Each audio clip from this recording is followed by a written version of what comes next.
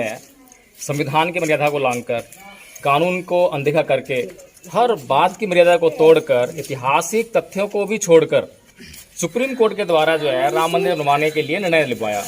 और वो सिर्फ इसी नजरिए से था कि आप लोग क्योंकि हिंदू धर्म को मानने वाले लोग हैं, राम आपके आराध्य हैं, तो आपके लिए अगर मंदिर बनवाएंगे वो, तो आप उनको वोट जरूर देंगे।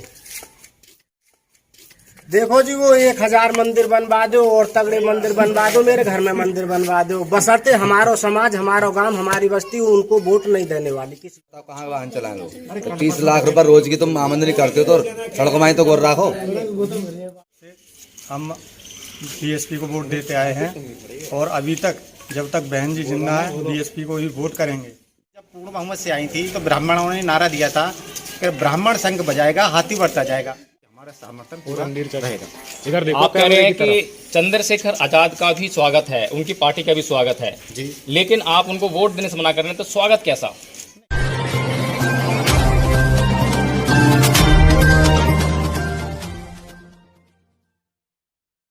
जय भीम, नमस्कार साथियों, आज हैं हम उत्तर प्रदेश के जहांगीराबाद के सिकोई गांव में। और आज इस गांव में हम जो है किसी खास मकसद से आए हैं, और मकसद है 2022 में उत्तर प्रदेश में होने वाले हैं चुनाव विधानसभा के। और उन विधानसभा चुनावों में यहाँ की जनता का क्या रुख है, किस ओर जाना चाहती है, खास तौर से वे लोग जो बहुजन समाज पार्टी के मतदाता कहे जाते हैं। आज वो मतदाता, क्योंकि चंद्रशेखर की पार्टी एएसपी भी आ चुकी है मैदान में, तो अब उन मतदाताओं की क्या राय है? क्या वोट मत अब बंटने जा रहा है, या अब भी वोट मत बहुजन समाज पार्टी के साथ ही रहने वाला है? तो आइए चर्चा करते हैं इस गांव के कुछ लोगों से और जानने का प्रयास करते हैं कि उनकी इस बारे में क्या सोच है और क्या रणनीति उन्होंने इस चुनाव के माध्यम से अपने भविष्य को देखते हुए बना रखी है। आपका नाम बताएं। रणधीर सिंह। रणधीर सिंह जी, ये बताइए कि अब उत्तर प्रदेश में 2022 में चुनाव होने वाले हैं विधानसभा के जी, तो आपकी क्या राय है? अभी तक आप जो है किस पार्टी को वोट देते आए थे? ऐसा है, हम सदा से ही बसपा के साथ रहे, बहुजन समाज पार्टी के साथ रहे, बसपा के साथ रहेंगे। अभी नई पार्टी आती जाती रहती हैं, बालक खेल में कूदता है तो उसे प्रैक्टिस करने में टाइम तो लगता ही है। तो चंद्रशेखर जी हैं, कोई बात नहीं, आए हैं, उनका भी स्वागत है, पर मेन उद्देश्य तो यही है कि बसपा का ही हमारा समर्थन पूरा रहेगा। इधर देखो, आप कह रहे हैं कि चंद्रशेखर आजाद का भी स्वागत है, उनकी पार्टी का भी स्वागत है जी, लेकिन आप उनको वोट देने से मना कर रहे हैं, तो स्वागत कैसा? नहीं, स्वागत अलग होता है, वोट एक अलग होता है, संपर्क एक अलग होता है, सिस्टम एक अलग होता है, भाईचारा एक अलग होता है, हर चीज़ का अलग होता है। कपड़ा पहनते हैं आप, शर्ट अलग होती है, टी शर्ट अलग होती है, बनियान अलग होती है, तो इसी तरीका का होता है। लेकिन बहुजन समाज पार्टी इस चुनाव में ब्राह्मणों का साथ लेने जा रही है, जबकि जो चारधारा है बहुजन समाज पार्टी की, उसका आधार ही ब्राह्मणवाद के विरोध में है। तो इस बात को आप किस दृष्टि से देखते हैं? नहीं, आपकी बात सही है। देखिए, ये कहते हैं कि हमारे यहाँ सदा ब्राह्मणों को ही राज चलता है, और ब्राह्मणी बहन जी जब पूर्ण बहुमत से आई थी तो ब्राह्मणों ने नारा दिया था कि ब्राह्मण संघ बजाएगा, हाथी बढ़ता जाएगा। उनका उद्देश्य हुआ, बहन जी मुख्यमंत्री बनी। अब भी बहन जी प्रयास कर रही हैं और रहेंगे, ब्राह्मण सभी लोग करेंगे, मिश्रा जी पूरी तैयारी में। तो क्या ब्राह्मण बहुजन समाज पार्टी को वोट देंगे? क्यों नहीं देंगे? जब उनके साथ हम भाईचारा बनाएंगे तो क्यों नहीं कहेंगे? आएंगे, एक दूसरे के साथ आते हैं, सभी लोग आते हैं। और अगर बहुजन समाज पार्टी को ब्राह्मण वोट देखते हैं, तो जो पुरानी जो इतिहास में जो रंजिश रही है ब्राह्मण और बहुजन समाज के लोगों के बीच में, और जो अत्याचार बहुजन समाज के लोगों पर उन्होंने किए हैं, तो उसके साथ में कैसा व्यवहार रहेगा आपका? देखिए, जब घर में 4 बर्तन होते हैं वो तो फटकते ही हैं, टूटते ही हैं, लड़ाई झगड़ा तो चलता ही रहता है। ये सब एक दूसरे से संपर्क होते हैं तो एक दूसरे हो जाते हैं। वैसे बहन जी का मेन उद्देश्य और मेन फोकस है कि ब्राह्मणों को साथ लेके चलें, जो भी चलेगा वो ब्राह्मणों के साथ लेकर चलेगा, वही पूर्ण बहुमत से सरकार बनाएगा उत्तर प्रदेश में, ये तो हमारा मानना है। तो आपके गाँव में कितनी बरादरी रहती हैं? हमारी गाँव में तो बहुत बरादरी है, कम से कम 18-19। आपस में जो है कैसा सामंजस्य है बरादरी का, समाजी नाते? सभी का भाईचारा ठीक ठाक है, बढ़िया। कोई दुश्मनी तो नहीं है आपस में, कोई कलह क्लेश तो नहीं है? नहीं, कोई दुश्मनी। तो अभी जैसे पता लगा कि अब जो ब्राह्मणों के साथ मिलकर मायावती जी अब पार्टी में चुनाव लड़ेंगे 2022 का, तो इस नजरिए से अब आपके गांव का माहौल कैसा है? सही है, हमारा माहौल तो बढ़िया है। हमारे यहाँ के जो पंडित हैं हमारे संपर्क के, वो बसपा के ही गाते हैं और 70% बसपा के ही गाते हैं। आपका क्या नाम है? अरविंद कुमार। अरविंद कुमार जी, आप जो है जो आने वाले 2022 के विधानसभा चुनाव हैं, उनको जो है आप किस दृष्टि देखते हैं? आपकी इन चुनावों से क्या आशाएं हैं? देखिए, किस पार्टी के बारे में पूछ रहे हैं आप, पहले ये बताइए। मैं किसी पार्टी के बारे में नहीं पूछ रहा, मैं आपके बारे में पूछ रहा हूँ। आप युवा हैं, आपकी कुछ उम्मीदें हैं, आपकी आशाएं हैं सरकार से, जो अब सरकार बनेगी और जो सरकार है अभी वर्तमान में, उससे भी कुछ आशाएं रही होंगी। वो सरकार आपकी आशाओं के कितना अनुरूप रही, कितना उसने आपके आशाओं के अनुरूप काम किया, और अब अगर काम नहीं किया है तो अब आने वाली सरकार से आप किस तरह की उम्मीद करते हैं? देखिए, अभी तक बहुजनों की सरकार रही थी, हम बहुजन हैं, बहुजनों की सरकार बनाना चाहते हैं और आगे भी भविष्य में बहुजनों की सरकार चाहते हैं। सभी एकजुट हों और बहुजनों की सरकार बनाएं। तो यहाँ पर जो है अब उत्तर प्रदेश में इस बार ASP यानी चंद्रशेखर आजाद की पार्टी भी लड़ रही है, तो उसके बारे में आपकी क्या राय है? देखिए, नई पार्टी है, मैं एक उसका भीम आर्मी का सेक्टर अध्यक्ष हूँ। अभी तक हम बहुजनों की तरफ से हम BSP को वोट देते आए हैं और अभी तक जब तक बहन जी जिंदा है BSP को ही वोट करेंगे तब तक।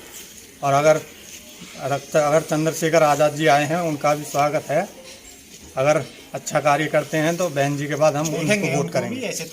मतलब यह है कि भीम आर्मी के मार्फत आप जुड़े हुए हैं चंद्रशेखर आजाद जी से, लेकिन वोट आप देंगे मायावती जी को। ये बहुत ही महत्वपूर्ण चुनाव होने जा रहा है, क्योंकि इस नज़रिए से और महत्वपूर्ण चुनाव ये हो जाता है कि इस चुनाव में जो बहुजन समाज पार्टी अपनी सरकार बनाने की जो बात कह रही थी, अब उसके सरकार के राह में दो रोड़े और आ गए हैं। एक तो ASP नाम का रोड़ा आ गया है, आज़ाद समाज पार्टी का, चंद्रशेखर आजाद जी लेकर आए हैं, और दूसरा जो है आम आदमी पार्टी भी इन चुनाव में शिरकत कर रही है।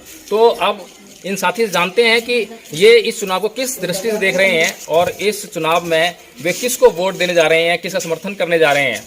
ये आपका नाम बताइए। रविंदर जी। रविंदर जी, अब जो 2022 में उत्तर प्रदेश चुनाव होने वाले हैं विधानसभा के, तो इसमें आप जो है इसको किस नज़र से देखते हैं कि जैसे कि ASP भी लड़ रही है चुनाव को, आम आदमी पार्टी भी लड़ेगी, और ये दोनों नई पार्टियां हैं, इनके साथ में जो है बहुजन समाज पार्टी एक पुरानी पार्टी है, जहाँ पर 4 बार बहन जी जो है सत्ता में भी रही हैं, मुख्यमंत्री रही हैं इस प्रदेश के जो है, तो आप जो है किसके समर्थन में जाना चाहेंगे? हम जी बहन जी के समर्थन में रहते हैं। बड़ी पार्टी है, तभी छोटी पार्टी है, ये निखरना चाह रही पार्टी अभी, मगर सबसे पुरानी पार्टी बहुजन समाज पार्टी है। लेकिन लोगों का आरोप है कि बहन जी रोड पर आकर आंदोलन नहीं करती हैं। नहीं, ऐसा कुछ नहीं है, वो अकेली रहती है, हमारे सब समाज में साथ रख चलती हैं। मोहम्मद भी साथ रहते हैं, यादव जी भी रहते हैं, पंडित भी रहते हैं, सभी रहते हैं उसके साथ। 4 बार सत्ता में सरकार बनाई, सभी के सहारे से बनाई है। बहन जी के ऊपर एक आरोप और लगता है विरोधी दलों के द्वारा कि बहन जी अब जो है परिवारवादी हो गई हैं। नहीं, ऐसा कुछ नहीं है। लेकिन परिवारवाद के तहत उन्होंने आकाश जी को और आकाश आनंद जी को जो है अपने पदाधिकारी बनाकर विरोधियों को यह कहने का मौका दिया है। विरोधी लगातार इस पर जो है निशाना तान रहे हैं।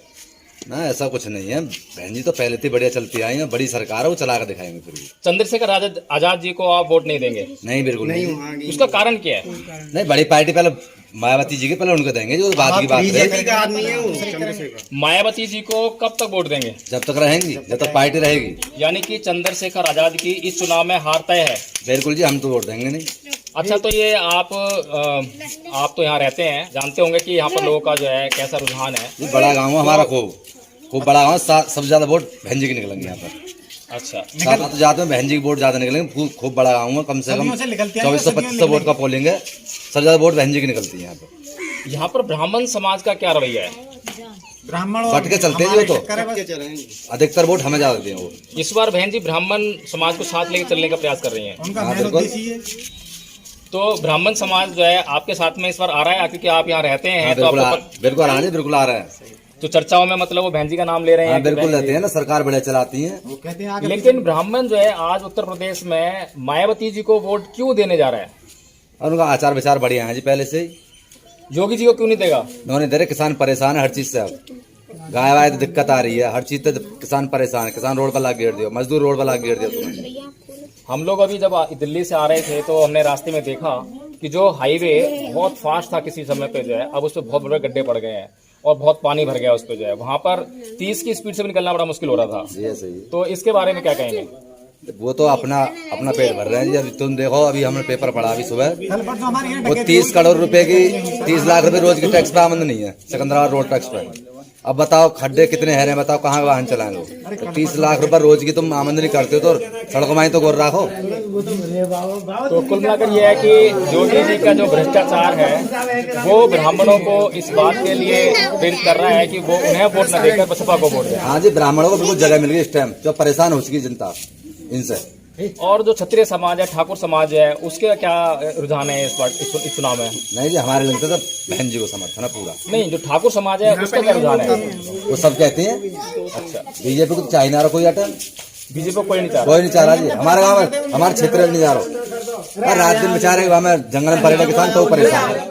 हो सकता है कि कुछ लोग जो है बसपा के समर्थक हों, बसपा के कार्यकर्ता हों, वो इसलिए जो है बसपा बस चला रहे हों। ये आपका नाम क्या है? शीशपाल सिंह जी, अब जो चुनाव होने वाले हैं 2022 में विधानसभा के, उसमें क्या रुझान देख रहे हैं आपकी, किस तरफ जो है हवा बह रही है? बसपा की तरफ। बसपा की तरफ हवा बहने का कारण क्या है? कारण ये है कि गाय किसान हर एक मजदूर परेशान, रोड पे आ चुके, कैसी भी कोई व्यवस्था नहीं रोड की, ना हमारी तुम्हारी बहन बेटी आमे जामे, उनकी मोटरसाइकिल खड्डे है रहे रोडन पे, उनको पकड़ लिए, उनकी चीज बर्त उतारे। इनकी सरकार में तो हर आदमी बिल्कुल परेशान। यह कारण की सरकार में, बसपा में हर आदमी आने के इच्छुक है। तो आप कौन से धर्म के लोग हैं? हम जाटव समझते हैं, हिंदू धर्म। हिंदू धर्म के मानने वाले हो? हाँ जी। तो योगी जी ने आपके धर्म के लिए राम मंदिर बनवाया है अयोध्या में, तो उसकी कोई कीमत नहीं है? हमारी नजर में कोई कीमत नहीं। हम तो योगी आदित्यनाथ, वो भी आदित्यनाथ है, हम औगड़ योगी बुद्धनाथ के शिष्य, हम भी वो हैं, मतलब नाथ हैं। हम जो मानते हैं, हम उस योगी आदित्यनाथ को मानते हैं, लेकिन राम मंदिर राम पाम को हम कुछ नहीं जानते। तो बहुत दूर की हमारा बात उससे रही। कोई संपर्क नहीं है। हमारा सिर्फ पार्टी से संपर्क है। जो हमको सही स्थिर से रखेगा, राखेगा, देखभाल करेगा, हम उसको हर चीज से तैयार हैं। वोट के अधिकार हैं, देते आए, देते रहेंगे। लेकिन इसको कमलवारी जो पार्टी है, इसको हम वोट अब बिल्कुल नहीं देंगे। देखिए शीशपाल जी, भारतीय जनता पार्टी ने संविधान की मर्यादा को लांघकर, कानून को अनदेखा करके, हर बात की मर्यादा को तोड़कर, ऐतिहासिक तथ्यों को भी छोड़कर सुप्रीम कोर्ट के द्वारा जो है राम मंदिर बनवाने के लिए निर्णय लिखवाया। और वो सिर्फ इसी नजरिए से था कि आप लोग क्योंकि हिंदू धर्म को मानने वाले लोग हैं, राम आपके आराध्य हैं, तो आपके लिए अगर मंदिर बनवाएंगे वो, तो आप उनको वोट जरूर देंगे। देखो जी, वो 1000 मंदिर बनवा दो और तगड़े मंदिर बनवा दो, मेरे घर में मंदिर बनवा दो, बशर्ते हमारो समाज, हमारो गांव, हमारी बस्ती उनको वोट नहीं देने वाली किसी। और जितने भी समर्थन होगा हम बसपा को करेंगे। हाँ, बसपा अंबेडकर की बात करती है, तो अम्बेडकर की करो, कुछ भी करो। अम्बेडकर हमारे प्रिय पूजनीय बुजुर्ग हैं। उन बाबा साहेब को, उनका हम सम्मान करते हैं, अपने घर में करते हैं। यदि हम अपने बाबा साहेब को कहीं और भी जगह जगह मूर्ति देखी है तो उनका अपमान हुआ है, लेकिन हम ऐसा नहीं देखना चाहते। ये बाबा साहेब का अपमान कौन करता है? कोई भी करे, वो भी उनके लोग करते हैं, जो अदर लोग हैं, विरोधी हैं, वो ही करते हैं।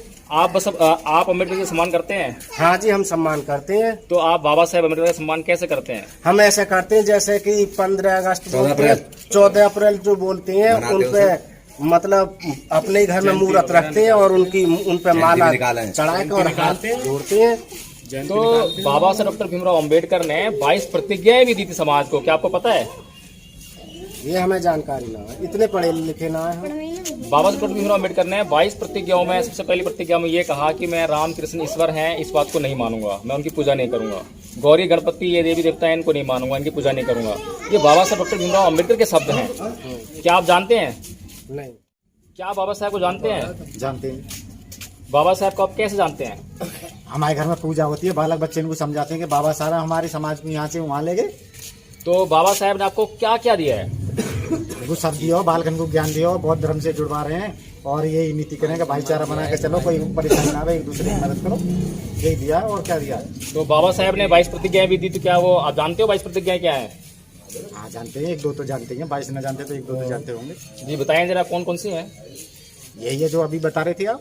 पहली तो कह रहे थे कि बाबा साहब ने ये कहा था कि मैं राम की पूजा नहीं करूंगा, मंदिर नहीं जाऊंगा, वो नहीं जाऊंगा। पर ऐसा है नहीं, बाबा साहब ने कहा तो था, पर आपने उसमें सोचा। बाबा साहब तो थे, वो बौद्ध धर्मी थे। बौद्ध धर्मी कभी मंदिर माट को नहीं पूछते, मंडी मंत्र को पूछते हैं। पंडित लोग, देवी देवता लोग जो जिनको मन को शांति मिलती है। बाबा साहब को तो अपने धर्म से ही फुर्सत नहीं थी, तो वो दूसरे के धर्म में हो जाए। देखिए, बाबा साहब डॉक्टर भीमराव अम्बेडकर ने बौद्ध धर्म अपनाया 1956 में। 14 अक्टूबर 1956 को बाबा साहब ने बौद्ध धर्म अपनाया हाँ, और उनकी मृत्यु हो गई 6 दिसंबर 1956 को। जी यानी कि 2 महीने के लगभग बाद ही बाबा साहब की मृत्यु हो गई। जी। तो उससे पहले तो वो बौद्ध धर्म के नहीं थे। 1935 में बाबा साहब ने ये कहा कि मैं हिंदू धर्म में पैदा हुआ, ये मेरे बस की बात नहीं थी, लेकिन मैं हिंदू धर्म में मरूंगा नहीं। तो समाज ने उस बात को समझा नहीं, आज तक समझा नहीं है। आज भी आप ये कह रहे हैं कि हमारा समाज जो है आज भी हिंदू धर्म को मानता है, क्योंकि बाबा साहब 1935 में ये कह रहे हैं कि मैं हिंदू धर्म में पैदा हुआ, ये मेरे बस की बात नहीं थी, लेकिन मैं हिंदू मरूंगा नहीं। यानी कि उन्होंने हिंदू धर्म छोड़ दिया 1935 में।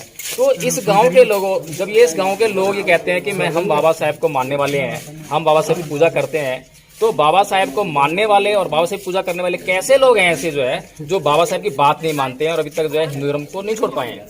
नहीं, ये अपना अपना सिस्टम होता है, ये अपना टारगेट है आपका, और अपना अपना सबका सिस्टम होता है। देखिए, तुम आप कह रहे हो बाबा साहब के बारे में, बाबा साहब ने धर्म करा था। जब बाबा साहब को फुर्सत ही नहीं थी, बाबा साहब ने तो धर्म को उद्धार करने के लिए, जो हमारे हित के लिए संविधान के चक्कर में इतने दिन गंवाए, अब उनको जब पूर्ण बहुमत हो गया, मतलब मन को शांति हुई, जब तो जाते। भगवान की पूजा का खाली पेट तो रही हो, ये तो लोग वैसे घंटा बजाने वाले वैसे करते रहे। हमारे गाँव में भी रामायण चलती रही आसपास, जो बारिश पर है तो वो बारिश और ना परन दे। देखिए, जब भी आपके गांव में कोई बच्चा सरकारी नौकरी भी लगता होगा, तो वो सबसे पहले कौन से मंदिर में पूजा करने आता है? वो तो सबसे पहले बाबा साहब की पूजा करे, अपनी मूर्ति को टेके, क्योंकि उन्होंने आरक्षण दे, आरक्षण में उनको नंबर आवे, तो और कौन मंदिर को पूजा को, वो तो बाबा साहब को पूजा को। बताइए आप, बाबा साहब की पूजा उनकी बात को मानने में है या उनकी बात को इनकार करने में है? नहीं, उनकी बात को मानने में, आरक्षण दे रखो उनको, और क्या करें। तो बाबा साहब ने अपने लोगों को 22 प्रतिज्ञा में दी थी, उसके हिसाब से जो है हिंदू धर्म छोड़ने की बात कही है। जिसका सत्ता में सरकार होती है उसी की चलती है। बाबा साहब थोड़े दिन जी नहीं पाए, उनका जल्दी देहांत हो गया, तो समाज में अब धीरे धीरे तरक्की हो रही है। पढ़ा लिखा समाज नहीं था पहले, तो यही लोग पढ़े लिखे, पहले तो राजा महाराजन के थे। अब जैसे धीरे तरक्की होती है बढ़ता जाएगा, इसको। चलिए, कुल मिलाकर यह है कि इस गांव के लोग, इस क्षेत्र के लोग, उनकी एक ही राय है कि इस बार बसपा की सरकार, और बसपा के अलावा कुछ और नहीं। इसके अलावा हमने बसपा की विचारधारा पर भी चर्चा करने का प्रयास किया, धार्मिक मुद्दों पर विचार करने का प्रयास किया। धार्मिक मुद्दों के तहत ये भी बात हमने विचार करने का प्रयास किया कि डॉक्टर अम्बेडकर को तो मानते हैं, क्या डॉक्टर अम्बेडकर को जानते भी हैं, क्या वे डॉक्टर अम्बेडकर के बारे में कुछ जानते हैं?